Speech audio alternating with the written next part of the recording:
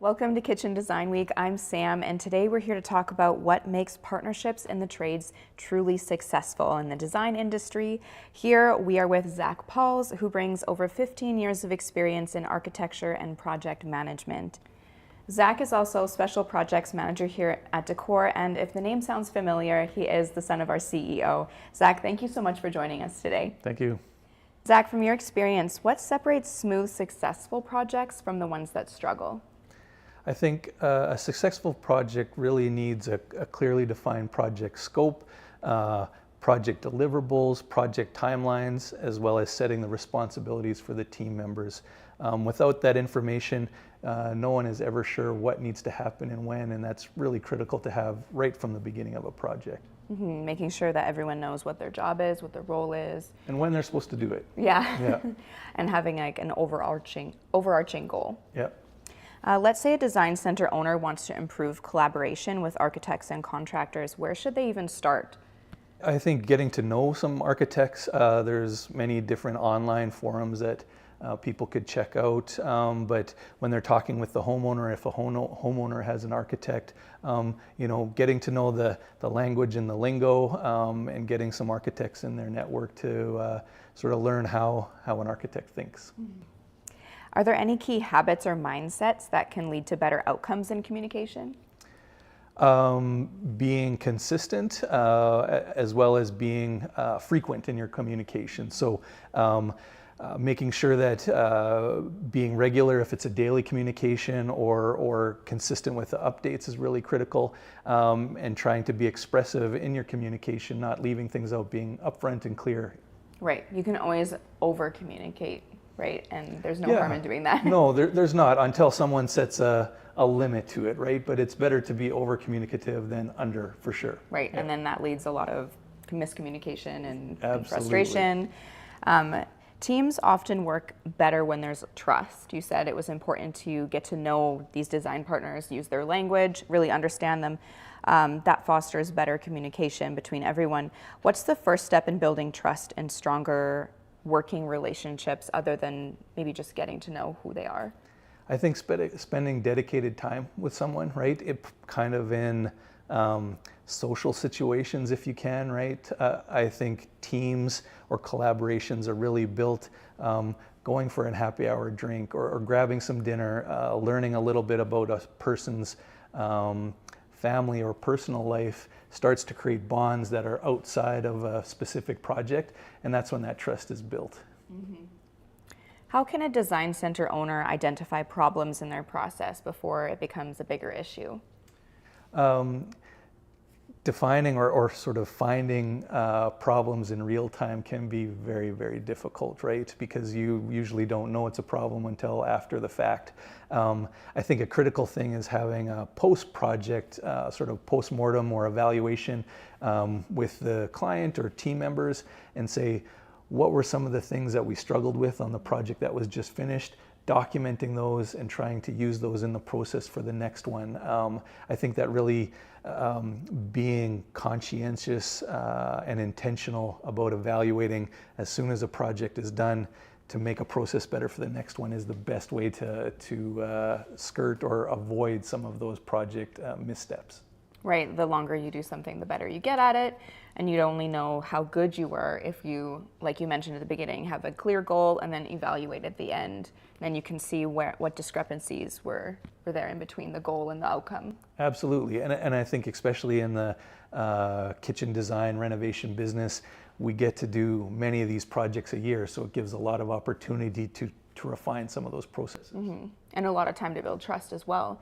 If you're working on a project for, a year you said, then that's a lot of time that you can build a relationship with someone. Yep. Are there any tools or processes that help keep everyone on the same page from the start? You mentioned communication, but does that happen in person, online, both, in a platform?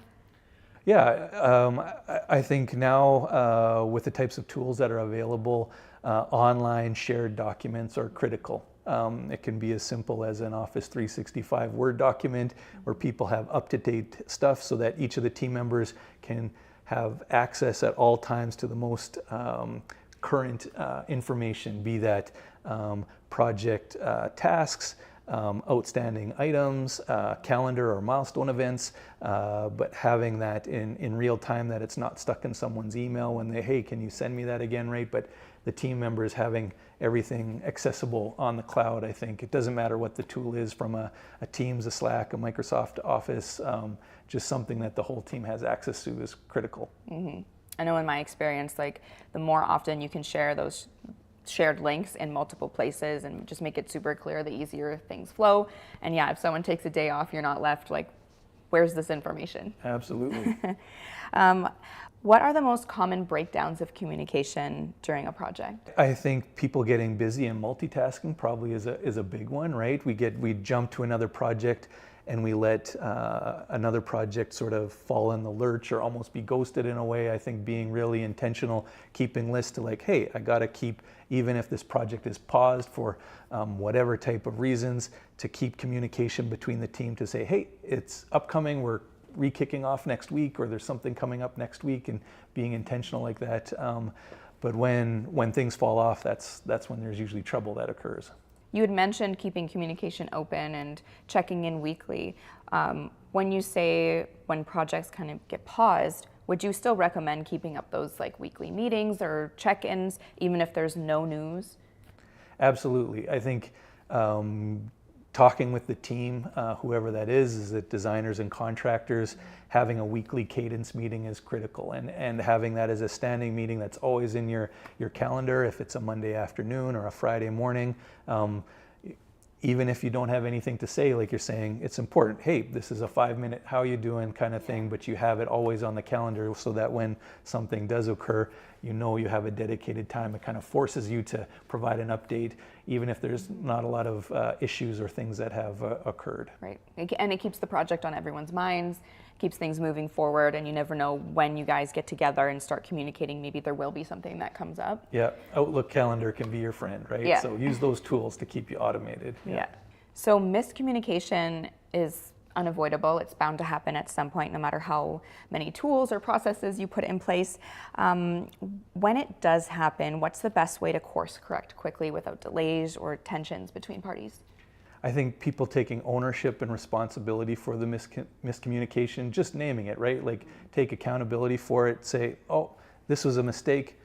Let's do better as a team moving forward, right? Not necessarily pointing fingers and having the blame game, but like, hey team, whoever the project leader is, to say, hey team, let's do better at this moving forward, but like naming it right away, not letting it fester behind the scenes. That usually doesn't become productive, right? And so, yeah, being honest and naming it, and as a team moving forward from it. Mm-hmm. Are those conversations best had like as a team or more one-on-one? I would definitely start one-on-one with, maybe if there's a certain party that was either had their feelings hurt or the miscommunication cost them the most harm, or the party that seems to have done the infraction. I do that as a one-on-one thing, and if it needs to be escalated, sometimes you need to clear the air as an entire team for everyone to get on the same page and know, oh yeah, this was a mistake, but you know, for the best of the project, let's move forward and make things better. Right. Very similar to personal relationships as well. Like, you're not going to build a strong friendship, you're not going to build a lot of trust if there's a lot of baggage kind of hiding behind closed doors. That's right. You got to clear that baggage out. Yeah, for sure. So every project brings together a mix of personalities, designers, contractors, architects, homeowners, all with different communication styles. What's the key to navigating these different dynamics when you're dealing with a lot of different personalities or even strong personalities? I think the key, again, we talked about over communication, doing that, so probably like written and verbal is key, and documentation, I guess, more than anything, right? A lot of side conversations that can be had where people aren't informed of decisions that are made can cause irreparable harm later on in the project. So like continuing to document that stuff. So if it's sending out meeting minutes from your team's calls, or even if you have one-on-one meetings, to document that in a meeting minute, or even just a simple email and share it to the team. This was discussed, keeps everybody in the loop, so that weeks down the end, someone doesn't go, hey, I don't know when this happened, right? If you're documenting, you can hopefully avoid some of those pitfalls of people wanting to know different things in different ways. I know I've experienced in the past a bit of an aversion to online tools, like, always wanting to have conversations in person, not wanting to document. How do we navigate parties who are kind of more adverse to, the process?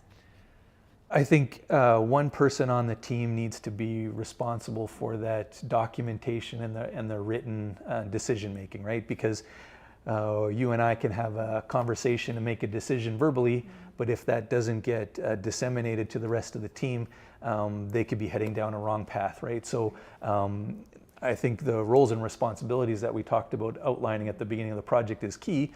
And so if you're the decision maker, but you're not strong with making the documentation, then assign someone on your team or one of the team members to be that person that is in attendance of those verbal meetings and then is able to document and send it out to the group, right? So we all don't need to be experts in everything, but we do need to be accountable and responsible to assign tasks or assign that responsibility to someone on the team to make sure it occurs.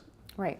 What advice would you give to a designer who struggles with asserting their expertise and their professional opinions while still maintaining collaboration? Practice, practice, practice. Similarly, you talked about different stakeholders and their different communication styles or temperaments. So you will have people who are more introverted and some extroverted, which again, in a project you just need to deal with. I think as a designer, you continue to state your opinion and position, but ultimately the homeowner, typically the one paying for it, is going to have the final decision. So for young designers, continue to practice your persuasiveness. How do you come up with the rationale and reasons for your design?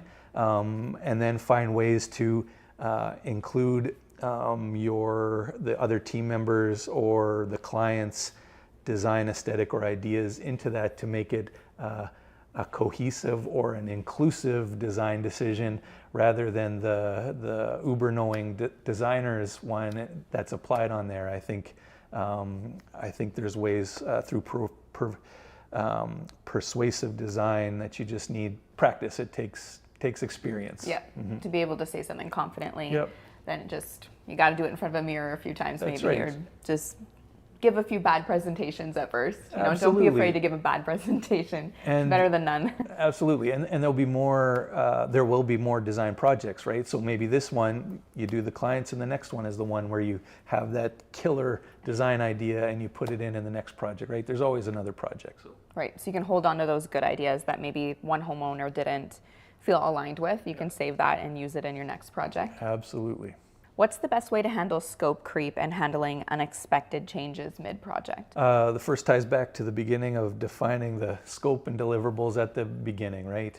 I think a lot of designers are so excited to get into the project, they just want to start designing, but there's some of those initial administrative things that you need to do at the beginning to protect yourself and your finances for the project, right? So what am I going to do? How many changes am I going to do? Rounds of changes? What starts to indicate the scope growing, and having that laid out so that when you do get to a point and you've agreed to 3 rounds of changes and you've already done 4 rounds of changes, you can say, hey, looking at the original contract, we're beyond that. I can't do any more work. You have something to hold against. It's not just your opinion or your mood of the day. You need that documentation again to be able to hold up and say, hey, this is beyond what we did, right? And so defining that scope, be it time or area or dollar value, I think defining that early is really key.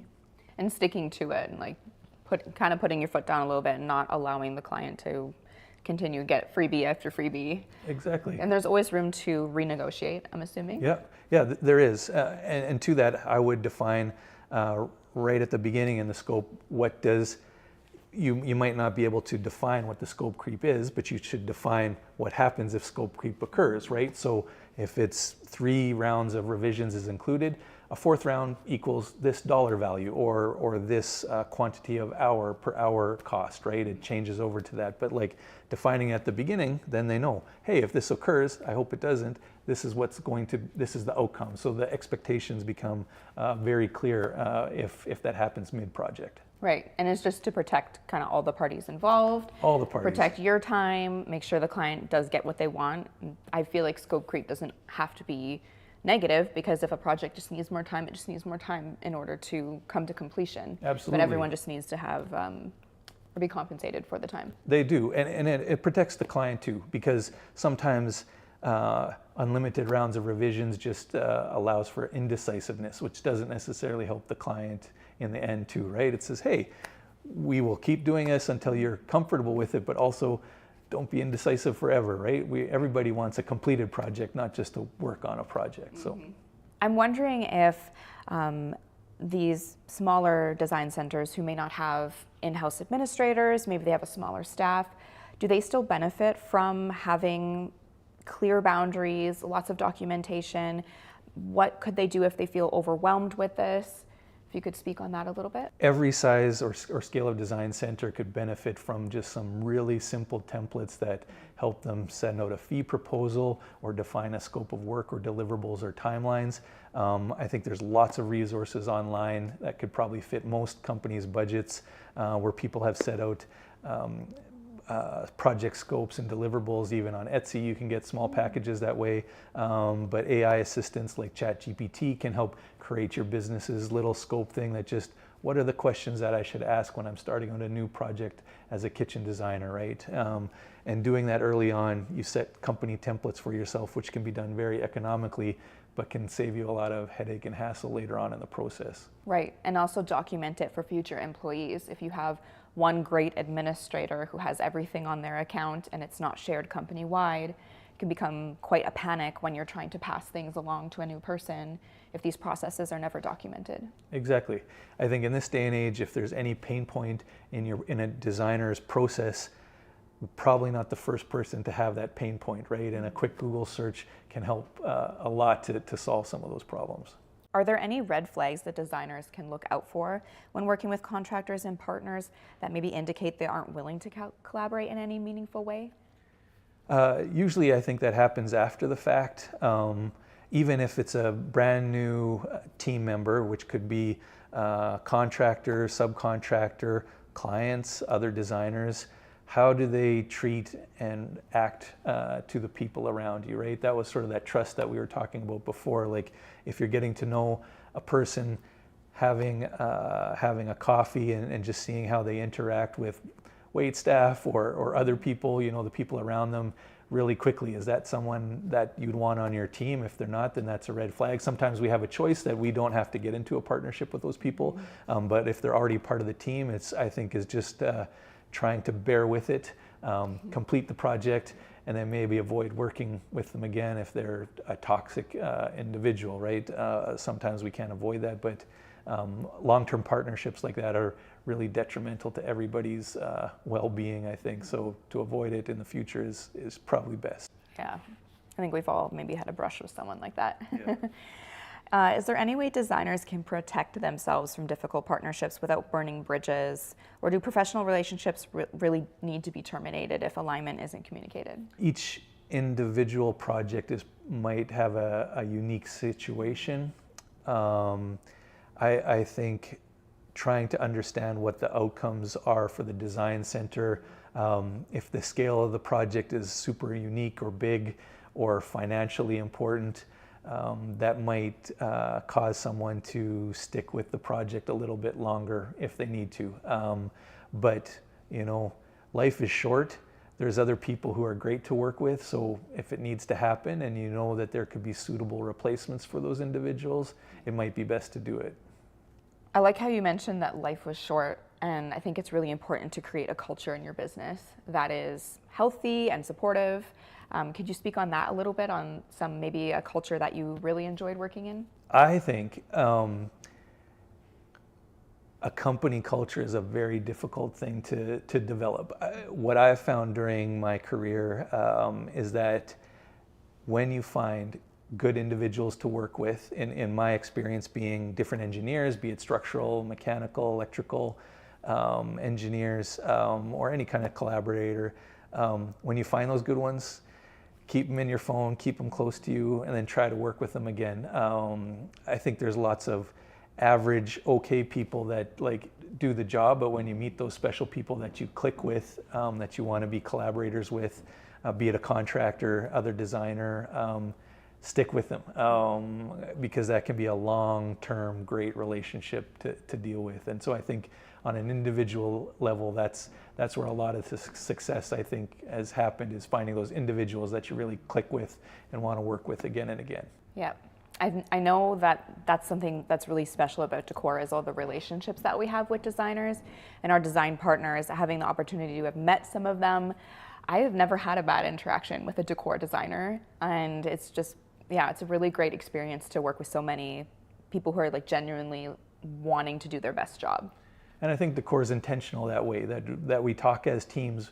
What are those relationships that we want to have, right? Be it from our leadership, our DDs, our CSRs, the production people in the back. Those relationships are super critical, right? We want to be a person-to-person kind of fit first, and the kitchen part second, but those relationships are really critical at Decor, and I think it shows in the long-term partnerships we've had with a lot of design centers. Yeah, and I'm sure that helps increase communication and project flow, just having everything wrapped up more efficiently when you understand each other, you're on the same page, you have that trust. You always think that they're working for the best outcome. Absolutely, yeah, it's key. So we're talking about how to foster better partnerships between professionals, trades. What happens when the client gets involved? How do we navigate miscommunications or even positive communication between trades and the client? I think having a team leader or the project lead, in my background, that would be the architect. Here at the design centers, it might be either the design center owner or the kitchen designer, to be a single point of contact when it comes to the client. So collecting any questions or updates from the variety of subcontractors, then through the kitchen designer to the client. I think it can get really messy if each of the sub-consultants and everyone is trying to contact the client, and they are trying to manage that, because I would imagine that most clients do not have the experience and practice managing all of those workloads, workflows of communication, right? So really relying on that. And so as the lead, as the kitchen design leader, I would set that as a communication responsibility from the beginning, that trades will go through them and they can filter and sort of pace that communication to the client so that they're hearing a single story that encapsulates the full story rather than 10 different stories, which can be tough to navigate sometimes. I think when you have one point person as well, it can help the homeowner not to receive any contradictory information. They don't need all the backstory, and having one point person just keeps things flowing really nice and makes it easier for the homeowner in the long run. Yeah, absolutely. Okay, well, we've wrapped up our session. I hope there was something valuable here for design center owners to help increase your communication between architects, design partners, trades. If you have any questions, you can leave them in the live chat. Thank you so much for joining us, and I hope you check out the other sessions for Kitchen Design Week. Thanks, Sam. Thanks.